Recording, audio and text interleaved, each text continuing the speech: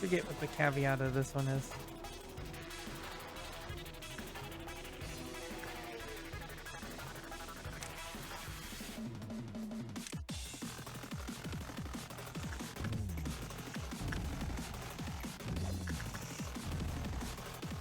I think the caveat of this one is you just gotta remember everything. If I'm remembering right, at least.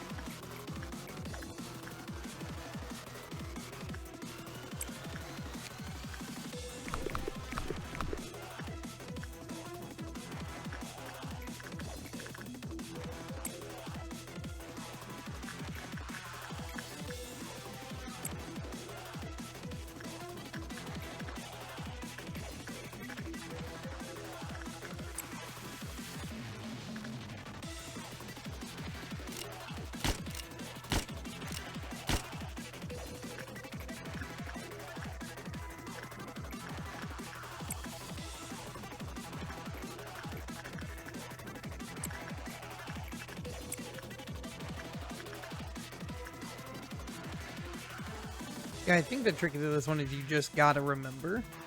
But I fucking know. Played this game enough.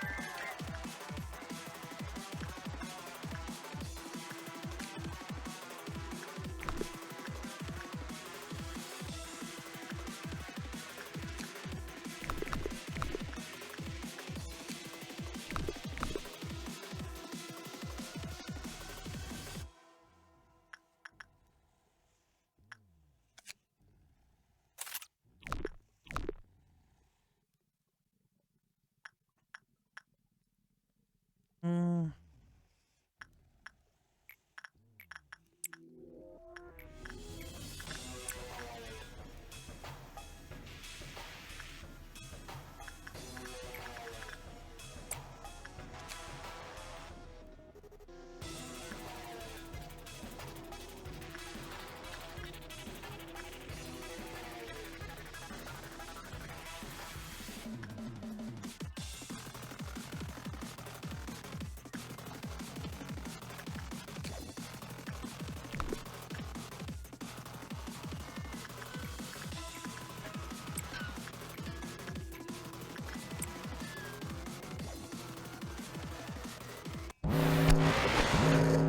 Oh, my frames, my pixels.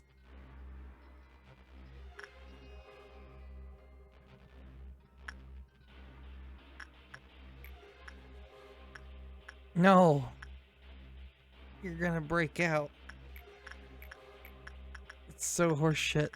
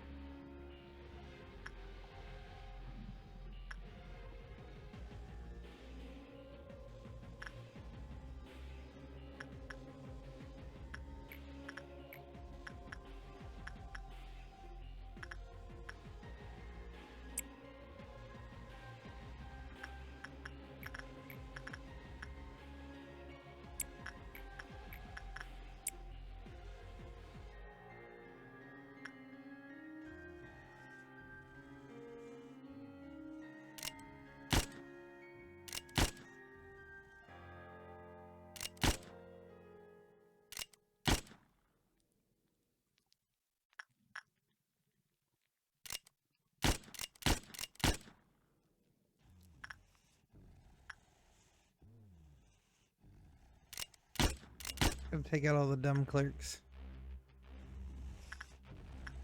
Ooh! Just realized you're breaking down too. That had not been good. Did get them all right.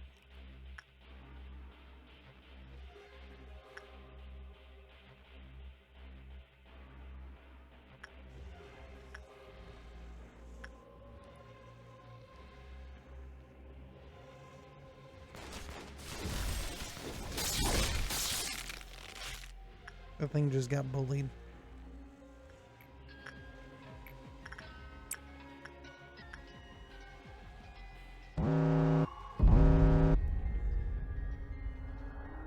Hey, one of you is dangerous. It's you.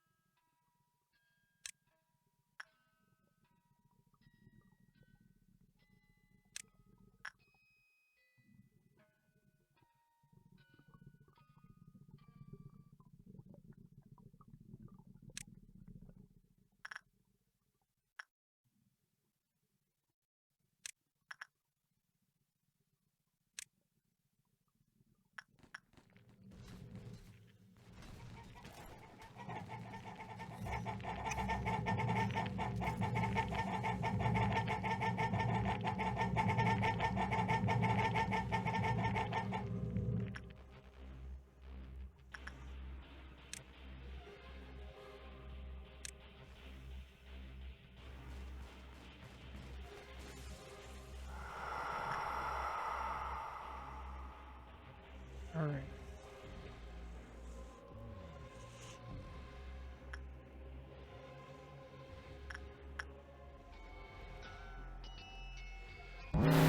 Oh.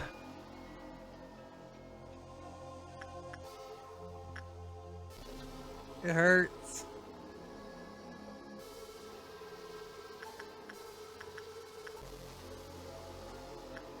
Okay.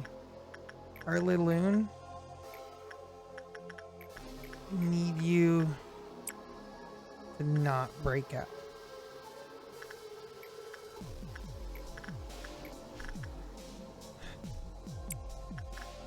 And Scarecrow searching for wisdom again.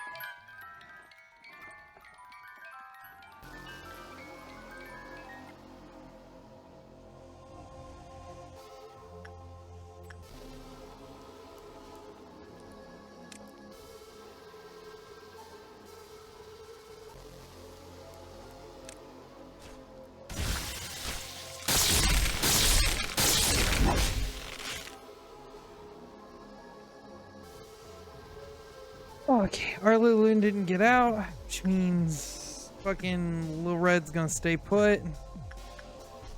Good. Do I realistically have to clear the noon ordeal? The red ordeal, I could just avoid it.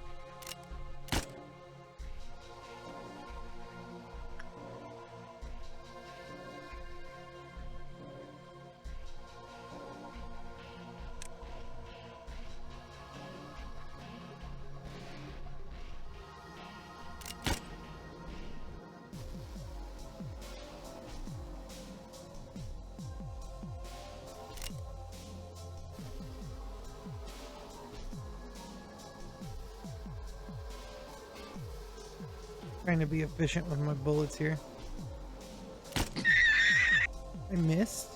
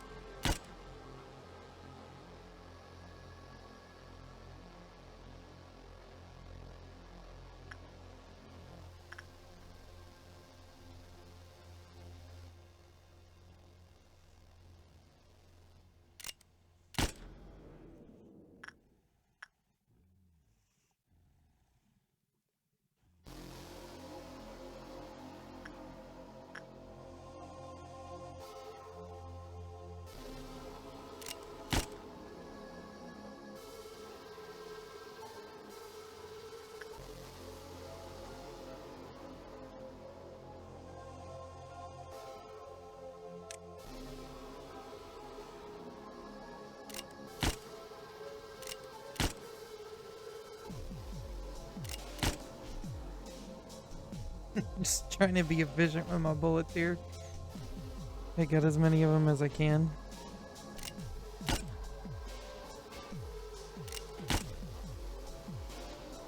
Got a singular bullet left.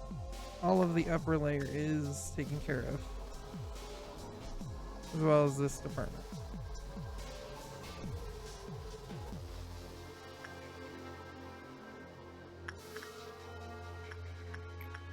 Okay.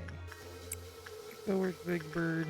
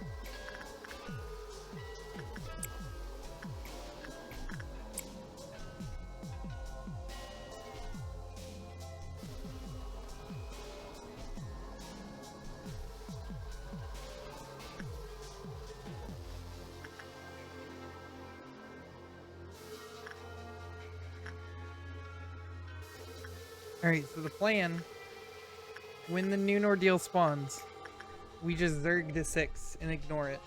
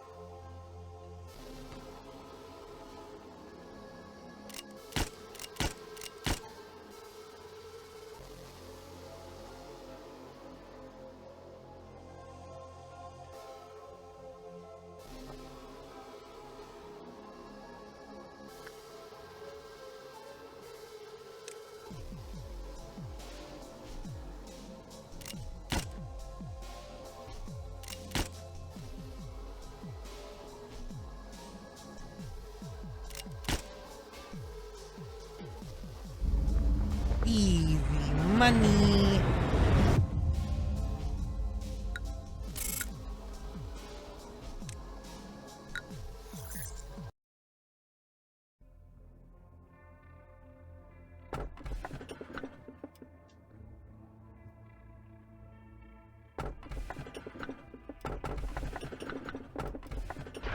I don't think it's gonna matter which one I pick.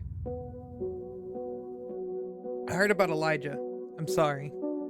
I guess now that everyone should know that there are consequences to forcefully entering a laboratory with restricted access. Also, you were very careless not to put the supply room key back in its proper place. You may think I'm being too strict, but I can't help it. I'm not saying anything false. We should set up a time for when keys must be returned to prevent people like you from causing this again. I wore this to prevent chemicals from splashing on my body. Don't worry, I'm just a little tired. No need to show concern. I'll go prepare for the upcoming experiment. Wounds have a way of revealing themselves, even for those who wish to keep them concealed. For Gabriel, it was the change in his clothes. Maybe it was easier on his mind to conclude that Elijah's death was caused by the violation of rules. He tried harder to stick to his principles, tried to maintain his objectivity. But perhaps his excessive rationality is what destroyed him. His earnest hope to not see anyone else die couldn't reach me. No, there is no point in lying anymore. I pretended that I didn't hear his desperate cry. There's no need to ask if I'm doing alright. I heard about what you and I did yesterday. I felt like it was the first time I lost myself. It was not quite pleasant, but it was not as terrible as I expected it to be either. Rather, I feel relieved. Not to say that all the hatred that surrounds me is completely washed away. I'll still see that rotting hallucination and sometimes feel disgusted and have an unbearable anger towards you. However, if there's one aspect that has changed, it's that I can be in much despair as I want now. Someday a hope will painfully grow out of this rotten wound. What you gave us was the seed of hope. What you gave to us was the seed of hope. It seems that you're also on your way to embracing your painful past. It's always the beginning that's difficult. And your outfit still isn't up to company standard. I suppose I should seriously consider having penalty points applied to even the manager. A rationality to maintain discretion. What's up, Mads? A long time has passed since my loved ones left with their broken bodies and hearts. We finally met after taking such a long detour. I sent you a letter one day. That old strange letter that had the same name for the sender and recipient. Told you that we would meet soon. Why do you hesitate? Please come with your mind at ease. I hope this environment satisfies you.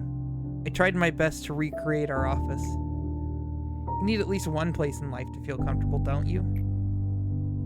However, I speculate you feel that this place is a bit more serene than you might remember, so to say. There are many reasons for that. This is a reflection of your heart, after all. The emptiness in your mind must be what makes this place so void. We weren't particularly fond of untidiness, but there she was, always making a mess out of an organized room. There were times where we're used to such messiness, giving up on cleaning the room. Sadly, our hearts couldn't bear to recreate such a moment. I'm sure that now you know, the space changes to the rhythm of your heart. This office born from your heart siphoned up from your deepest subconsciousness.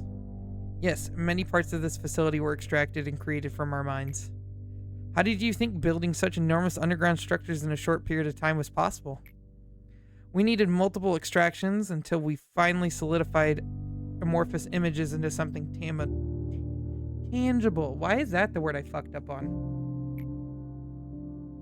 We repeated it so many times until the memories were blurred and emotions were dulled to the point that even the original sin was forgotten. Yes, there truly were countless repeats.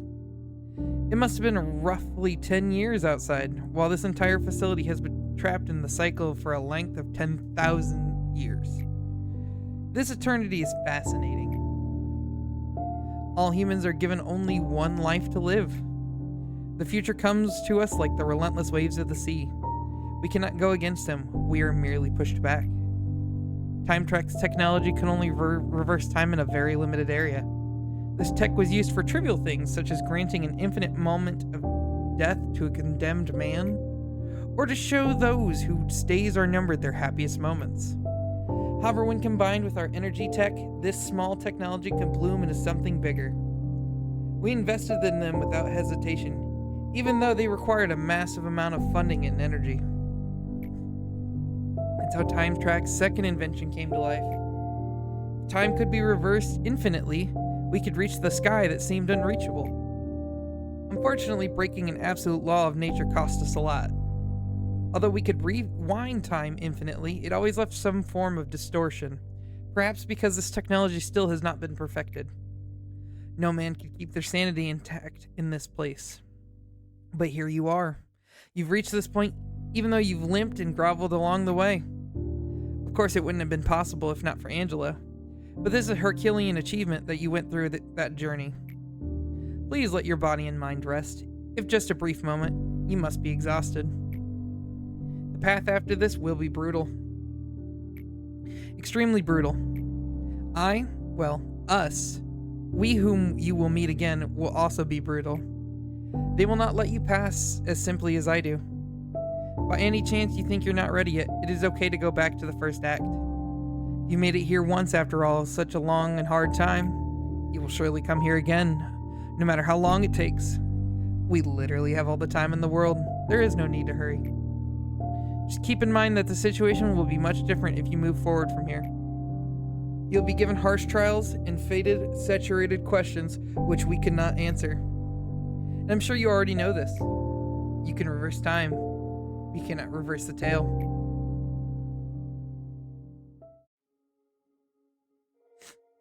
I want to go home. Sister, we probably aren't going back to our old house anymore. Try to think of this place as your new home. How can you even call this place home? It's too different from our real home. And there's no mom. Well, what if we said Carmen was our new mom then? No, this isn't the same at all. Let me go home, please. Enoch, why do you keep trying to participate in those weird experiments?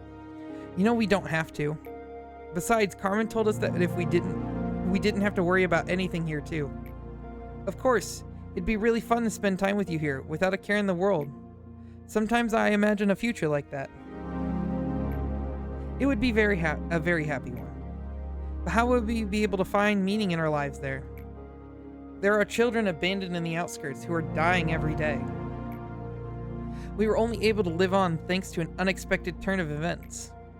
Settling for a simple comfort in this place is not what I was born to do. And it shouldn't be either. Your words are too hard for me. Why do you have so many thoughts on your mind? They say too much thinking might make you a weird person. You know, Lisa, I think I've always been sad. I've never loved my own life for even a second. How nice would it be to live in a happy world next time? Enoch, are you hurt? No, it doesn't hurt one bit. Please don't be sad. I know something good will happen next time. It seems you're awake. You are in the Lobotomy Corporation, and I'm the one who woke you. The both of you are Tiprith. You will be working as my assistants, helping me with amazing work from here on out. Why do we have the same name? Because there's no point in distinguishing between you two. Hi, nice to meet you, Tiprith. I keep making silly mistakes, Tiprith. Don't worry, I'll help you. I'm sure you'll be fine on your own pretty soon. We made it so far. The other Sephiroth wouldn't have dreamed of working this fast. We might even be better partners than we thought. Yeah, I think so too. I wonder, why do we exist here? Why do you worry about that? We're part of the Central Command Department, and we're sitting on a mountain of work to do. We just need to focus on the task at hand. We're radically different from normal machines.